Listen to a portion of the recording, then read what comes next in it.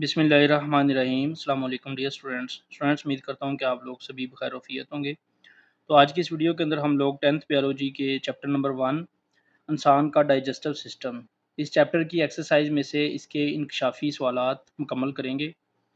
तो जो बच्चे चैनल पे नए हैं वो लाजमी तौर पे चैनल को सब्सक्राइब कर लें ताकि मज़ीद इस तरह की एजुकेशनल वीडियोज़ बआसानी आप लोगों तक पहुँच सकें। तो यहाँ पे स्टूडेंट चैप्टर नंबर 1 की एक्सरसाइज में इसके 4 इंकशाफी सवालात दिए गए हैं। ये भी स्टूडेंट्स ये मुख्तसर सवालात की तरह ही होते हैं, इनको भी आप लोगों ने अच्छे तरीके से करना है। इनमें से भी आप लोगों को शॉर्ट क्वेश्चन आ सकते हैं, तो इनको वन बाय वन करके हम लोग मुकम्मल करेंगे। नंबर 1 इंकशाफी सवाल है, किसी ऐसे शख्स को जिसे जिगर की बीमारी हो, इसे फैट्स को हज़म करने में दुश्वारी क्यों पेश आती है? ऐसा शख्स जिसको जिगर की बीमारी हो, इसे फैट्स को हज़म करने में दुश्वारी क्यों पेश आती है? तो स्टूडेंट्स क्वेश्चन नंबर 1 का आंसर मैंने यहाँ पे अलग से रजिस्टर के ऊपर लिख दिया है। बुक के अंदर इसका प्रॉपर आंसर नहीं दिया गया है, इसको इजी वर्डिंग में मैंने यहाँ पे लिख दिया है, इसको आप लोगों ने अच्छे से तैयार कर लेना है। जिगर के मरीज़ को फैट्स हज़म करने में दुश्वारी होती है। जिगर के जो मरीज़ हैं जिनको जिगर का मर्ज़ होता है, इनको फैट्स को हज़म करने में मुश्किल पेश आती है, क्योंकि जिगर बाइल बनाने का ज़िम्मेदार होता है। बाइल फैट्स को हज़म करने में मदद देता है। जिगर की बीमारी में बाइल की पैदावार कम हो जाती है, इसलिए फैट अच्छी तरह हज़म नहीं होते। जिन लोगों में जिगर की बीमारी होती है उनमें बाइल की पैदावार कम हो जाती है। बाइल चूँकि फैट्स को हज़म करने में मदद देते हैं, फैट्स को हज़म करते हैं, तो जिन लोगों में जिगर की बीमारी होती है इसमें बाइल कम पैदा होता है, बाइल की पैदावार कम हो जाती है, इसलिए फैट्स अच्छी तरह हज़म नहीं होती। तो ये वाला स्टूडेंट्स आप लोगों ने क्वेश्चन नंबर 1 का आंसर मुकम्मल करना है। क्वेश्चन नंबर 2, एलिमेंट्री कनाल गट के बैक्टीरिया का सेहतमंद तवाज़ुन बरकरार रखना क्यों अहम है? तो इसका आंसर भी स्टूडेंट्स हम लोग यहाँ से मुकम्मल करेंगे। एलिमेंट्री कनाल के बैक्टीरिया का सेहतमंद तवाज़ुन बरकरार रखना इसलिए ज़रूरी है क्योंकि ये खुराक के अच्छी तरह हज़म में मदद देता है और आंतों में नुकसानदेह जरासीम की अफजाइश को रोकता है।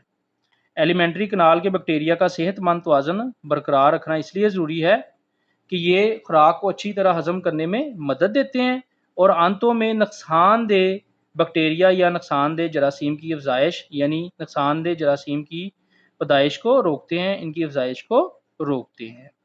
तो ये स्टूडेंट्स आप लोगों ने क्वेश्चन 2 के लिए आंसर मुकम्मल करना है।